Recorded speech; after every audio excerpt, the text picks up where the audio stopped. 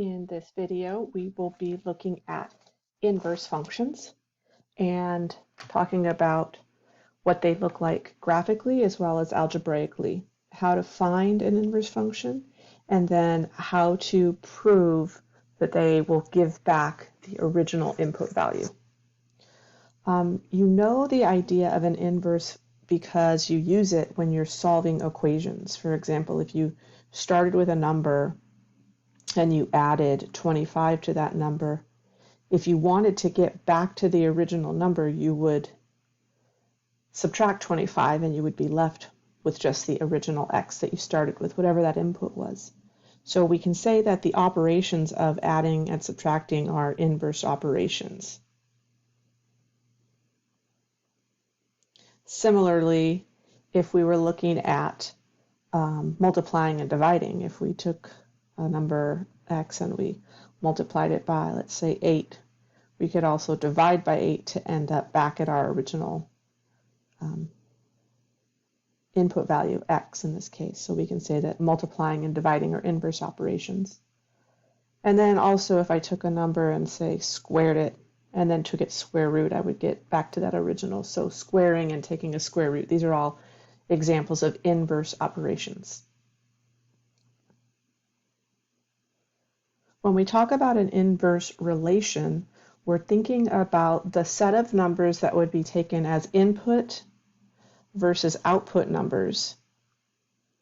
And when we take the inverse, those input and output values are reversed. So you can see that the output becomes the input and vice versa, right? And so graphically, which we'll see in a couple minutes, we're taking numbers like, let's say, -8, 5. So this is -8. Hang on, let me make this a little bit better.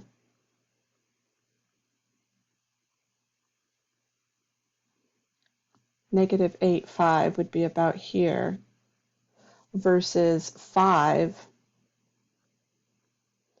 -8, which would be about here. And we want to know how those relate to one another in a graphing sense. Because we are taking the x and the y value and we're interchanging them, if we think about this line where y is equal to x, we actually will end up getting a reflection across this line acting as the reflection point. So this line, y equals x, is going to be the reflection for our inverse relations or inverse functions. Here's an example. The original relation, which is just sort of a simplified fraction, they're taking these 3 points and then they're setting up an inverse where they've just switched the x and the y values. And you can see by looking at them that we've got these mirror images across that line, y equals x. Here's a more useful example because this is something that we would consider. We're starting with a parabola, x squared minus 5x. That's the blue graph that you see, that's the original. And then interchanging x and y, everywhere that there was a y, we switched it for x and vice versa. We end up with this new equation. And if we graph that, we get the pink graph that's showed here. This looks kind of cool, it looks like a heart, but again, this is just trying to emphasize that these two graphs are reflected across this line, y equals x. You can see in the tables here that the x and y values are interchanged in the graphing process.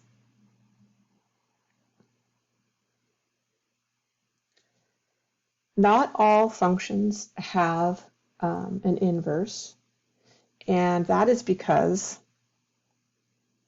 in this example that we saw just above, the inverse picture that was created isn't actually a function.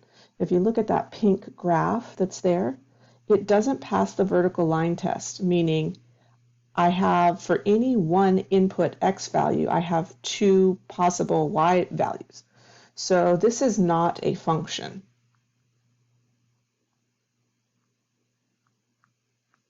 it is something that we can graph. I mean, we know that, say, a circle has an equation, but that doesn't mean that it is a function. And so when we talk about inverse functions, we think about ones that have specific characteristics. We want the function to be one-to-one. That means that there's only exactly one output value for every individual input value. Another way to think of that is that the original function, f of x, will pass the horizontal line test.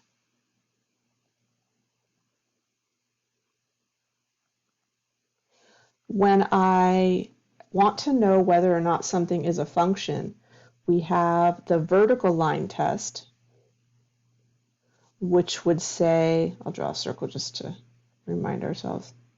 The vertical line test would say, if I draw a vertical line anywhere, if it intersects at two places, then this is not a function. This is how we use the vertical line test. The horizontal line test is used because if we're going to take a particular function, like the one we just had was a parabola, and we're going to rotate it across the line y equals x, if it doesn't pass the horizontal line test, then when we rotate it, it's not going to pass the vertical line test. So this example here for a parabola, this is not one that we would have an inverse for in its current state. We'll see in a couple slides that we can modify it so that we can still use an inverse. We know that it exists, right? We just talked about it a second ago. We know that x squared and square root of x are inverses, but what we have to do is restrict the graph so that when we reflect it, the new inverse is still a function. A little bit of notation to think about. We use that term inverse in a lot of different contexts, and what we really mean when we say the word inverse is what we're talking about right now, having a function that is reflected across a particular line. It doesn't mean take a function and put it in the denominator of a fraction. This example that you see here, this is called a reciprocal. Reciprocal meaning that you've taken a fraction and flipped it upside down. The other time that sometimes people will use the word inverse is if they maybe put a negative sign in front, and actually that means the opposite, right? That means an opposite. So 3 different words, inverse, reciprocal, and opposite. Sometimes they're used incorrectly. When we take 2 functions and one is a function, one is the inverse, their domain and their ranges swap. So the domain of the original function is the range of the inverse and vice versa. So this is what I was just talking about. The horizontal line test tells us whether or not something is a one-to-one function, therefore whether or not it has an inverse. This example here of the blue function, this parabola flipped upside down, does not pass the horizontal line test. So when we rotate it, this is not an inverse function.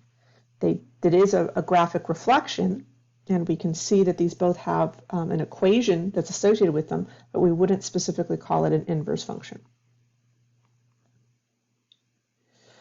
Here are 3 different graphs. The first one being linear. It does pass the horizontal line test, so we could find an inverse function for it. The second one is no, so this one would be a yes, this would be a no. The third one would be a yes, and the last one would be a no. So we need to know something about what the graph looks like before we go through all the trouble of trying to find an inverse function. Here are the steps for finding an inverse function. You've probably seen this before in an algebra class, so this should be refreshing, a reminder to you. We're going to replace the function notation f of x with the variable y. Then we'll switch all the x and the y's, rearrange everything so we end up with y equals, and then write our final answer. We're going to go through 3 examples of this. So in our first, I've got a graph here so you can see what it's going to end up looking like. We know that the function that we're looking at, this original function, is a linear function, and all linear functions have inverses. The process that we're going to use is first we're going to rewrite this as y equals 2x minus 3. We get rid of that function notation f of x. Then I'll interchange x and y. So I'll rewrite this with x in the place of y and y in the place of x. Then we're going to solve for y. I want y by itself.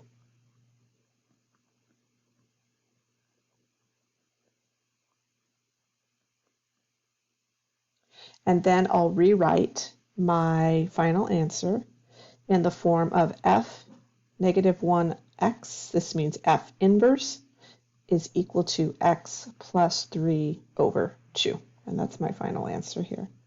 And I can see that over in the graph here. And looking at these two and the line of y equals x, I can see that they are in fact reflections of one another. Here's another example.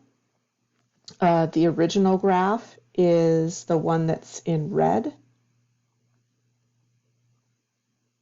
So to find the inverse function, we'll write y equals x to the fifth minus 3 over 2. Then we'll interchange x and y.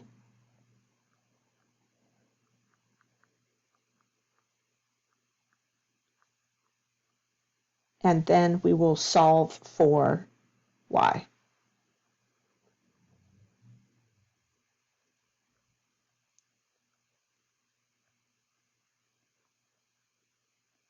And then what I'm going to do is I'm going to take each of these sides and raise them up to the 1/5 power, because the 1/5 power is going to cancel out the y to the fifth there.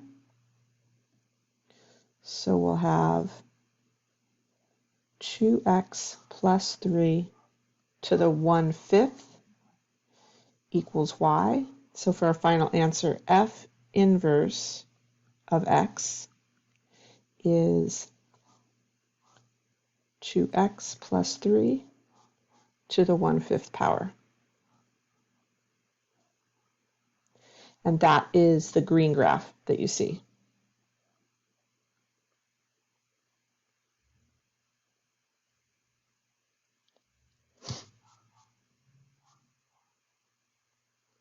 This one's a little bit confusing when you see it at first.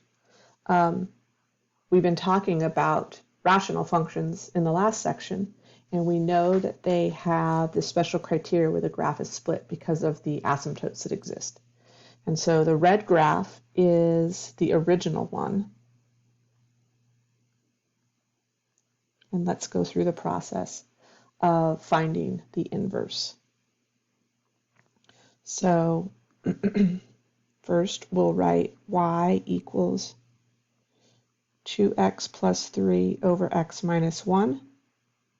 Then we'll interchange all the x's and y's.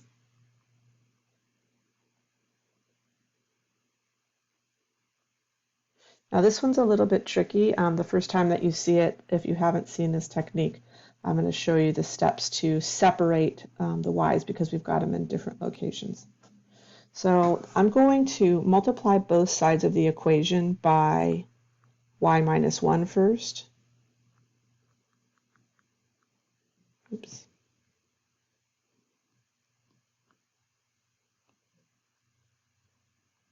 So that I can clear that fraction.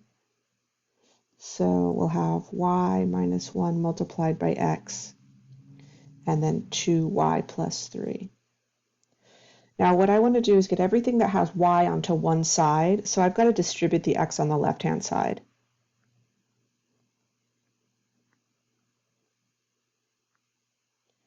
So I'll have xy minus 2y equals x plus 3. What I did is I took this and I moved it to the right, and then I took this and I moved it to the left. I want anything that has a y to be on the same side of the equation so that I can factor the y out.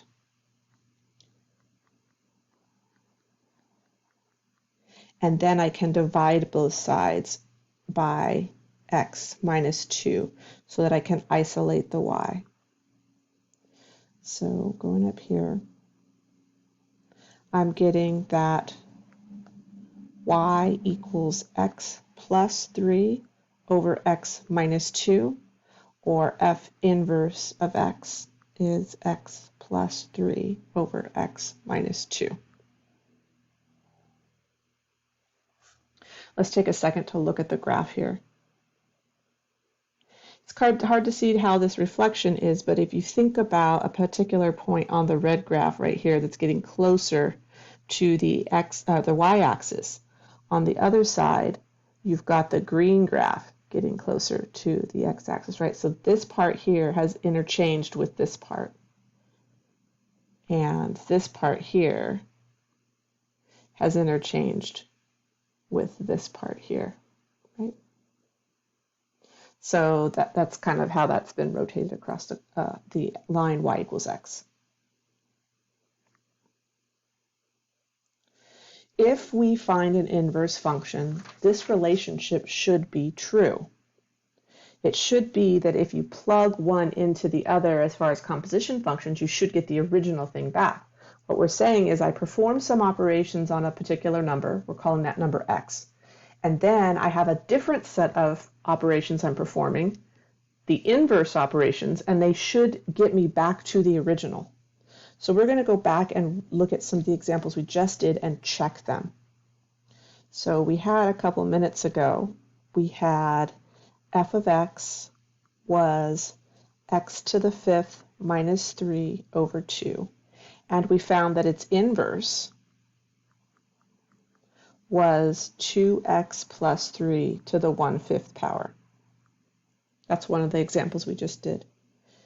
So we want to make sure that these are in fact the right answers. I mean, we know that they are because we checked the graphs, but let's check algebraically.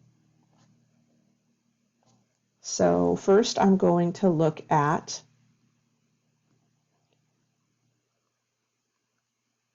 f inverse of f, or taking the function f of x and plugging it into f inverse.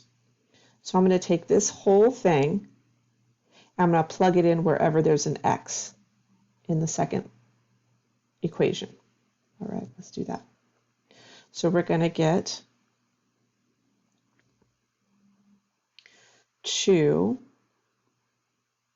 and then I'm going to have x to the 5th minus 3 over 2. This is what I'm plugging in for x, plus 3, and this whole thing is raised to the 1/5 power. The 2's are going to cancel, and then I'll have x to the 5th minus 3 plus 3, and that whole thing is raised to the 1/5 power. X to the 5th raised to the 1/5 power, and I'm getting x back, which is what I expected. So that works in one direction. Let's try the other way. Let's check f of f inverse of x, meaning I'm going to take the inverse function and plug it into the original. I'm going to take this whole thing and plug it in for x right here. So we'll have 2x plus 3 to the 1/5 power. That's what I'm plugging in for x.